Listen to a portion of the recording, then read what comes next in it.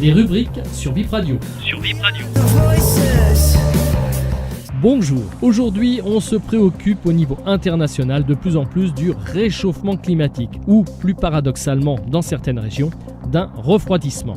Entre autres, le refroidissement rapide de l'Atlantique Nord qui nous menacerait, paraît-il. Toutes les projections des modèles climatiques actuels détectent le ralentissement de la circulation océanique de retournement ou thermohaline ou AMOC, Atlantic Meridional Overturning Circulation, dont fait partie le fameux Gulf Stream qui apporte la chaleur de la Floride jusqu'aux côtes européennes. Ce phénomène pourrait entraîner un bouleversement climatique sans précédent. En 2013, le GIEC, se basant sur les résultats d'une quarantaine de projections climatiques, a estimé que ce ralentissement s'installerait progressivement et sur une échelle de temps longue. Un refroidissement rapide de l'Atlantique Nord au cours du XXIe siècle semblait donc peu probable.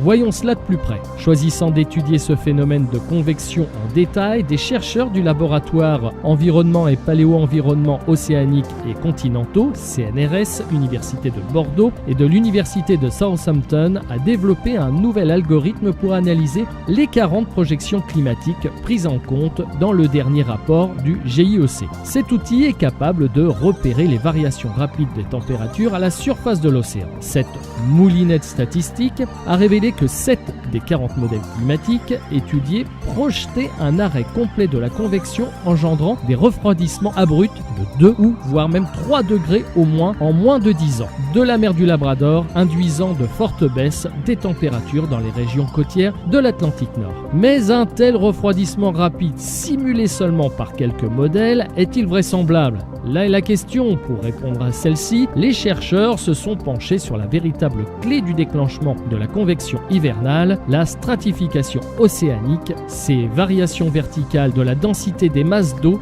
sont bien reproduites dans 11 des 40 modèles qui donc peuvent être considérés comme les plus fiables. Or, parmi ces 11 modèles, 5 simulent une baisse rapide des températures de l'Atlantique Nord, soit 45% seulement, si on peut dire. Ces résultats issus de modèles climatiques qui viennent d'être publiés dans la revue Nature Communication pourront être confrontés aux futures données du projet international OSNAP, qui prévoit l'installation de bouées fixes dans le gire subpolaire. De quoi anticiper de plus le refroidissement rapide dans les années à venir. Ce qui devra par ailleurs être pris en compte dans les politiques d'adaptation au changement climatique des régions bordant l'Atlantique Nord. Vous pouvez réécouter et réécouter ce podcast sur la page Facebook de Yann VIP Radio TV. Merci de nous avoir suivis. Vous écoutez VIP Radio.